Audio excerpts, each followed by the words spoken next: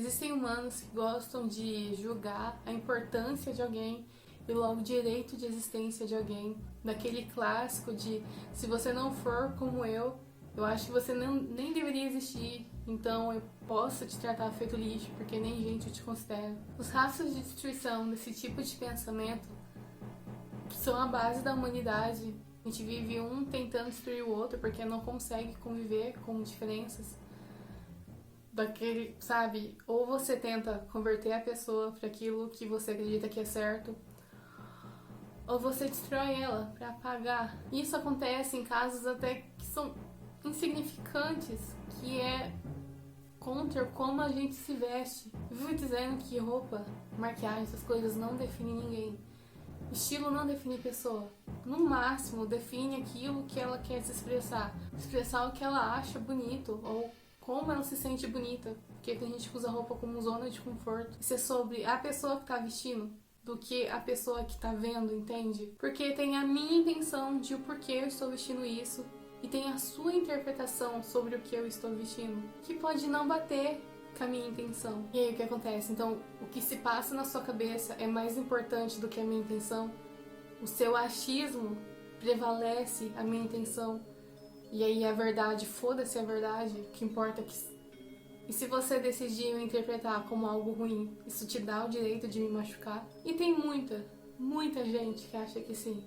E essas pessoas saem por aí maltratando os outros, tudo baseado em preconceitos pessoais idiotas. Acha que o mundo tem que girar em torno da cabecinha vazia deles e foda-se os outros. Nem preciso dizer o que você acha, o que você pensa, o que você sente, é problema seu. Se algo te ofende, isso é problema seu, sabe? Seus sentimentos são sua responsabilidade. Você tem que lidar com isso, não eu tenho que lidar com isso. Se algo tá te incomodando, se algo tá te ofendendo, é só morrer que passa. Esse caso que eu vou usar agora é um caso bem antigo, mas é bem famoso na gringa. Um casal trevoso estava andando por aí. E é importante dizer que eram pessoas de boa, sabe? Pessoas comuns, não tinha nada de errado com eles. A Sofia é descrita como uma menina inteligente, calma, sensível. Ela era vegetariana desde os 6 anos de idade. Ela era viciada em leitura. Ela gostava de discutir questões humanitárias, tipo a pobreza, e nem a família dela fugia disso. Ela tinha sonho de entrar na faculdade. As bandas favoritas dela era Core, Slipknot, outra banda que eu não sei falar o nome. E ela não gostava de ser taxada como gótica, por mais que a gente saiba que hoje em dia a mídia toda trata ela desse jeito. Ela era namorada de um cara chamado Robert. Ele era um artista. E os dois, por mais que eles eram muito agredidos verbalmente quando eles saíam na rua, eles tentavam ser gentis, tentavam ser pacientes com as pessoas que abordavam eles, porque não tinha nada de errado com eles, sabe? Algumas pessoas não conseguem entender que não é porque alguém tá vestido diferente que ela se torna normal, se ela se torna diferente de fato, sabe? A pessoa em si, que tem o aparentar e tem um ser. Roupa não tem capacidade de machucar alguém. Mas muitas pessoas, como eu disse, usam isso como desculpa para machucar as pessoas. Porque o problema não é eles, sabe? Nesse dia ainda, eles foram abordados por pessoas, eles foram pacientes, responderam perguntas, sabe? Mataram a curiosidade das pessoas, até deixaram as pessoas tirarem foto com eles.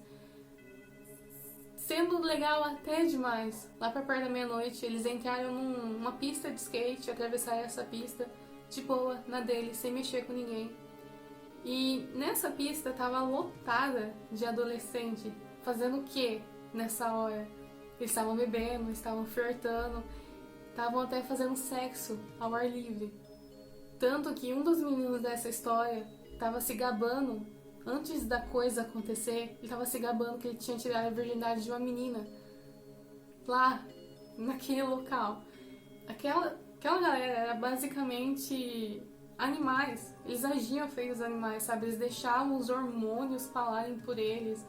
E, sabe, tem uns adolescentes, não só adolescente, né? Tem gente que age como se não houvesse um amanhã, então vamos viver como se hoje fosse o último dia da nossa vida e faz um monte de merda, um monte de besteira, sem acreditar que vai ter consequências. Então o nosso casal foi notado novamente e mais especificamente por um grupo de meninos que se denominavam uma gangue. De acordo com testemunhas, especificamente uma menina de 14 anos. Uma menina de 14 anos a essa hora, naquele lugar. Mas ela viu lá que um dos meninos apontou pro Robert e gritou pra todo mundo ouvir: vamos espancar ele. E aí foram todos os meninos pra cima dele. E aí começaram, sabe? Chutaram ele, pularam na cabeça dele, no pescoço. A Sophie começou a implorar pra que eles parassem. E eles ignoraram ela. Então ela foi lá, se abaixou, implorando, eles ignorando ela. Foi lá e abraçou o namorado, implorava pra parar, eles ignorando ela. Então ela decidiu se pôr em cima do corpo do namorado e proteger com o próprio corpo. E aí ela virou alvo daquele monte de monstro. Eles chutaram, eles pularam em cima da cabeça dela. Os dois estavam indefesos, estavam no chão, completamente destruídos, e eles não paravam. Depois, satisfeitos, eles foram até um posto de gasolina e começaram a se gabar pelo que aconteceu. E até começou a convidar os amigos para poder ver os corpos lá, como se fosse, ó, enquanto o casal agonizava no chão. Os outros adolescentes chamaram a polícia e quando o pessoal chegou lá, eles não conseguiam diferenciar quem era quem, sabe? Quem era homem, quem era mulher, de tão desconfigurado o rosto tava e cheio de sangue. Quando eles foram socorridos, a Sophie tava tão destruída, gente. Sabe a pegada do sapato, aquela marca que fica debaixo do sapato, tava meio que imprimida no rosto dela de tanta força que eles usaram. Eles arrancaram o cabelo, e foi cabelo, pele e carne junto, sabe? Eles arrancaram carne dela. Ambos entraram em coma. O Robert, ele teve sangramento dentro do cérebro, só que ele começou a dar uns sinais de melhora. Então ele foi transferido de hospital para ter um acompanhamento diferenciado. Já a Sophie, ela começou a piorar e piorar cada vez mais. Aí levaram ela para fazer um exame para ver o cérebro dela e descobriram que ela teve morte cerebral. E não sei se vocês sabem, mas quando o cérebro morre é como se a pessoa tivesse morrido também. E aí 2 semanas depois do crime, desligaram as máquinas que estavam mantendo o corpo dela viva e ela morreu. Robert foi o único que sobreviveu. Só que o passado, tudo que aconteceu, ficou perdido em neblina. Ele teve perda de memória por causa do trauma na cabeça dele. O tio dele conta que quando ele foi pro hospital ver o Robert, ele estava todo perdido, desorientado, confuso. Até hoje ele não se lembra do dia do ataque e até hoje ele lida com as consequências dos traumas físicos que ele sofreu. É como se um dia ele estava de boa andando com a namorada, vivendo a vida dele, sem mexer com ninguém, e de repente um apagão. E aí ele acorda no hospital, tendo que lidar com a dor física e lidar com a notícia que a namorada morreu pra dar vida por ele. Eu não consigo tirar da cabeça, sabe? O jeito que ela morreu, os últimos momentos da vida dela. É uma mistura de dor emocional, psicológica e física, tudo em um. Intenso. Imagina só você ver a pessoa que você ama sendo estraçalhada e tudo que você sente é dor e aí o instinto de você ir lá e proteger a pessoa. E aí os últimos momentos da sua vida é você implorando para que essa pessoa sobreviva enquanto seu corpo está sendo esmagado. Não dá para imaginar essa dor. E ela deu vida por ele. E eu acho isso meio mágico, sabe? Por causa que ele não se lembra do que aconteceu. Como eu disse, o trauma é como uma neblina que não pode tocar na pele dele, porque tudo caiu sobre a pele dela. Os vultos dessa neblina são as palavras das pessoas tentando dar a ele a consciência do que aconteceu. Só que o que aconteceu não pode alcançar ele, por causa que o sacrifício dela, porque ela se sacrificou por ele, entende? É como se o que ela fez tivesse estendido, sabe? É como se a proteção dela tivesse se estendido da pós-morte para pós-vida dele, a ponto de até o trauma não conseguir tocar nele. Tipo, imagina o trauma enorme de ter que conviver com isso. E ela não deixou. Ela literalmente se sacrificou por ele. E isso... Olha o poder dessa mulher. A polícia foi investigar o que aconteceu e aí a situação começa a se cagar. Por causa que, assim, de acordo com testemunhas, tinha mais de 15 pessoas em cima dos dois. E no final eles, investigando, só chegaram em 5 pessoas e decidiram só ir atrás dessas 5 pessoas. Por causa que as provas, elas meio que se perderam, sabe? Ficou um tumulto em cima deles. Ninguém via quem era quem, por causa que a praça era mal iluminada. E aí depois do que aconteceu, todo mundo saiu. Foi lá pro posto e deixou eles lá pra lá. Então, foi difícil ali, sabe? E aí eles decidiram só parar no 5 e tá bom. A manada passou e ninguém anotou a placa. Então, é a ideia de que até hoje as pessoas que fizeram mal nunca pagaram por nada, eles estão de boa. Quem são esses 5 caras? E são uns lixos de pessoas. Como eu disse, é uma galera que gosta de confusão, gosta de, sei lá, só destruir. Que é a diversão da pessoa na vida, é destruir. Tanto que eles até tinham clipes deles que postaram na internet, hoje tá apagado, mas tem alguns que sobraram por aí, deles fazendo meio que videoclipe de músicas que romantizava a violência e a vida no crime. Porque é muito legal ser bandido, gente, olha só que legal. Do grupinho, só 2 deles tinham passagem pela polícia. E todo mundo ali tava praticamente, sabe, se formando pra vida do crime, se preparando pra vida do crime. E aí, esse casal teve azar de tombar com eles por aí. Porque eu penso assim, eu acho que o casal viu aquela situação e eles não julgaram. Eles não julgaram ninguém, sabe? Só seguiram o rumo deles. E aí eles, esses bandos de merda, julgaram o casal pelas roupas. Eu, pessoalmente, uma pessoa com a mentalidade comum, se eu visse um bando de malandro ali bebendo numa praça, eu ia dar meia volta e ir embora, por causa que o preconceito bate, a gente pensa, deve ser gente perigosa. E eles não, eles só seguiram o rumo deles. E eles julgaram o casal, mano, julgaram o casal pelas roupas e viram eles como nada.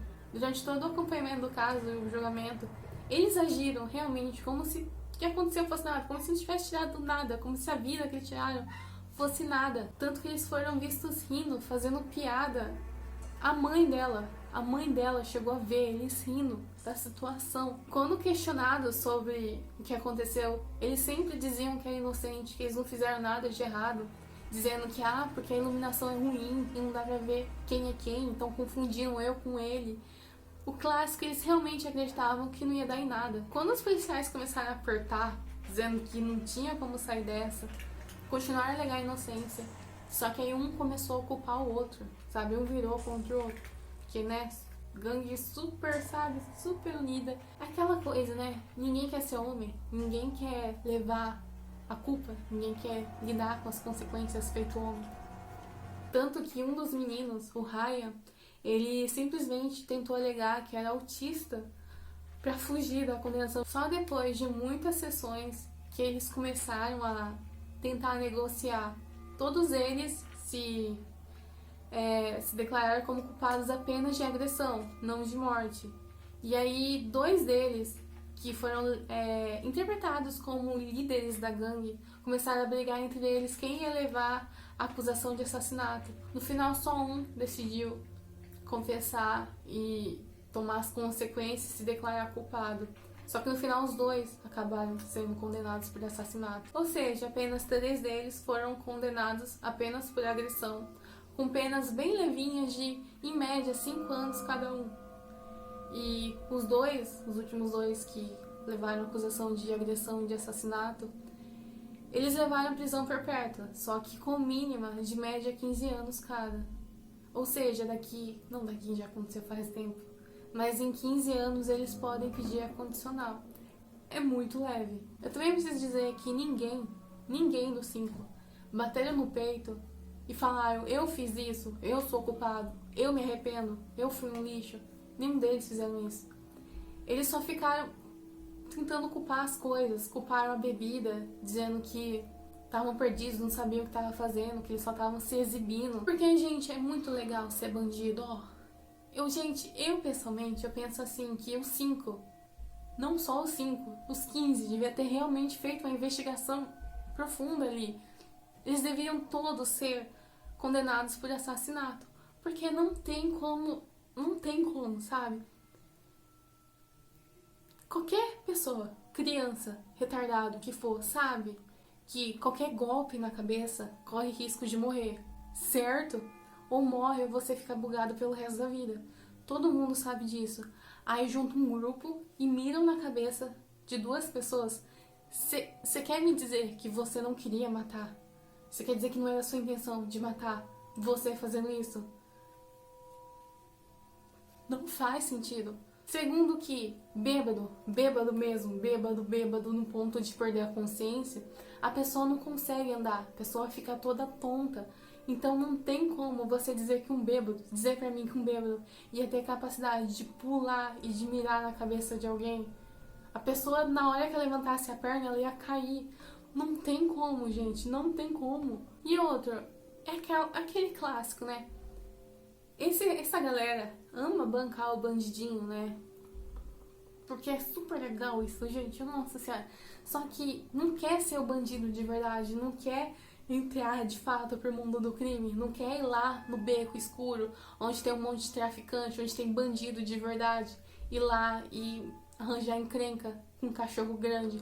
Não, fica lá na pracinha, fica bebendo, fica se esfregando, fica implicando com gente que tá indefesa, com gente que não quer confusão, porque aí é fácil, né? Porque aí você se junta em manadinha e você vai lá e você machuca quem não tem tempo de se defender. Eu duro que muita gente comeu isso. Se você for pesquisar, você vai ver que os noticiários da época, matérias, descreveram a situação dessa forma, que eram jovens que não sabiam o que estavam fazendo, que era tudo culpa da bebida, que eles não tinham noção da gravidade.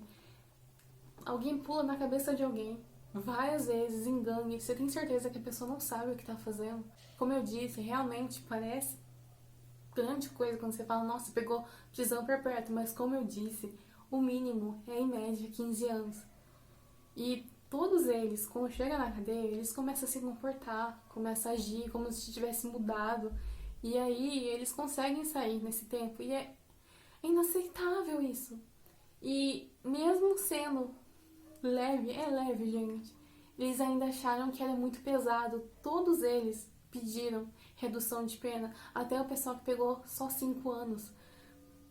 De início, nenhum deles conseguiu, todos foram negados. Mas lembra do cara que disse que era autista para tentar fugir da condenação e aí depois acabou se declarando como culpado? Ele conseguiu uma redução, e já que ele se declarou como culpado, vai ser mais fácil para poder negociar. Ah, você acha que ele se declarou culpado por causa que ele se sente culpado? Não, né, gente? O juiz que cuida do caso dele chegou a receber uma carta de uma faculdade elogiando o comportamento dele, por causa que ele fez um curso de direito dentro da cadeia, e os caras lá do curso amaram ele, falaram que ele é ótimo, que ele se comportou super bem. Então ele teve redução de 9 meses e vai conseguir a condicional lá para fevereiro de 2022, algo assim. Ou seja, gente, esse cara tá melhor do que a gente. Ele tá cursando faculdade, ele tá fazendo tudo o que a Sofia queria. A Sofia queria ir pra faculdade, ele tá indo pra faculdade, ele tá ganhando um curso, ele tá sendo aceito pela sociedade. Ou seja, a Sofia deu uma carreira e deu uma vida pra esse cara também. Eu entendo que esse cara é um fudido da vida. É um estereótipo de pessoa que tem tudo pra dar errado. Ele nunca conheceu o pai dele, ou seja, ele foi criado por mãe solteira. Ele e a irmã foi criado por mãe solteira. Essa mãe, para poder sustentar a casa, trabalhava numa fábrica de sapato o dia todo, ou seja, eles ficavam soltos por aí. Ele começou a beber muito aos 13 anos, desde os 13 anos de idade. Então, assim, ele já tava no caminho pra acontecer merda. As pessoas da comunidade dele e a polícia descreviam ele como uma pessoa repulsiva, sem controle e violenta. Agora, sabe, eu começo a perceber o quão mágica a Sofia é, por causa que ela não só salvou a vida do namorado, como ela salvou a vida desses meninos também. Porque eles não iam ter futuro. Agora eles têm um. Se não fosse ela naquela noite, com certeza seria outra pessoa. Ou seja, ela salvou mais vidas do que a gente imagina. Mas o preço, morrer de uma forma totalmente dolorosa, não valeu a pena. Falando assim, né, porque às vezes quando a dor é muito grande, a gente começa a tentar dizer que, sabe, procurar um outro significado na realidade pra fugir da realidade real. Que na verdade aconteceu que uma menina morreu em vão por causa de um bando de animal. Não valeu a pena, com certeza, não. Ai, o que eu tô falando? O namorado dela tá vivo até hoje. Ele tá tentando prosseguir a vida dele, só que até hoje ele lida com as consequências das agressões físicas. Você pode entrar no YouTube, também tem sites que fizeram entrevistas com ele pra você ver como ele tá hoje em dia. Já a mãe dela, ela vive na sombra da morte da própria filha, tentando procurar uma luz. Sabe quando a sua vida acaba e você tenta procurar um recomeço nesse fim? Tenta procurar um significado na dor? Ela perdeu a pessoa que ela mais amava e agora ela tenta fazer dessa perda um motivo para continuar a viver. Ela fundou uma fundação com o nome da filha, homenagem e inspiração à própria filha, que tenta educar os jovens que existem pessoas que se expressam de forma diferente, sabe? Existem subculturas e as pessoas não têm direito de machucar umas às outras porque elas se expressam de forma diferente. Ninguém tem direito de pisar em ninguém. Tô usando a Sofia como inspiração, sabe? Aquela coisa que mães que perdem filho fazem, de tentar inspirar as pessoas para evitar que outros filhos por aí acabam sendo vítima daquilo que o filho foi, sabe? Ao menos, sabe? Aquela coisa, eu perdi meu filho, mas ao menos uma outra mãe não vai chorar pelo que eu chorei. Nem sei o que falar sobre essa mãe, que eu mal conheço, mas já considero pacas. Elas tiveram a sorte de uma ter outra, de uma cuidar da outra, sabe? E essa ligação vive até hoje. Essa coisa de pais, sabe? Apoiarem os filhos, ficarem do lado dos filhos até o final, até mesmo depois do final. Mesmo o filho se expressando de forma diferente, é algo que eu nunca tive, mas assim eu consigo dar valor. E ela ainda vive, a Sofia ainda vive, a imagem dela vive através da mãe dela, que faz o que a filha queria fazer em vida. Isso é muito mágico, sabe? Ela tá até hoje por aí mantendo a imagem da vida da filha dela viva. E bora eu não esquecer, infelizmente essa é a única coisa positiva que aconteceu dessa história, sabe? Vamos lá. Os moradores dessa cidade, preocupados com a violência daquele local da pista de skate, pediram pra gestão da cidade colocar guardas lá pra não deixar esse tipo de coisa acontecer de novo, pra não deixar aqueles jovens soltos. Só que a cidade estava sem dinheiro, então foi em vão. Deve continuar sendo um centro de vagabundagem, de bebidas e de sexo ao ar livre. Tentaram erguer nisso uma discussão se esse tipo de crime deveria ser considerado também um crime de ódio. E aí fizeram até uma petição, só que a petição flopou, só teve 7.000 assinaturas e ficou por aí mesmo, ninguém mais tocou nesse assunto. Aliás, os meninos que foram presos chegaram a ser pegos, mexendo em rede social, chegando até a postar foto dentro da cadeia. Ou seja, eles estão se formando, eles têm acesso à internet, eles estão numa vida assim melhor do que qualquer um por aí. Então, aí você pensa, nossa, né, o Brasil é tanta injustiça no Brasil. Aí você vai olhar os casos lá de fora e pensa, não somos os únicos. E é só isso, eu não vou comentar mais nada porque eu já tô bem puta com esse caso. Porque olha, e é por isso, crianças, que compre um canivete, já que não é tão fácil ter uma arma, e se protejam, porque se alguma coisa acontecer com vocês, foda-se.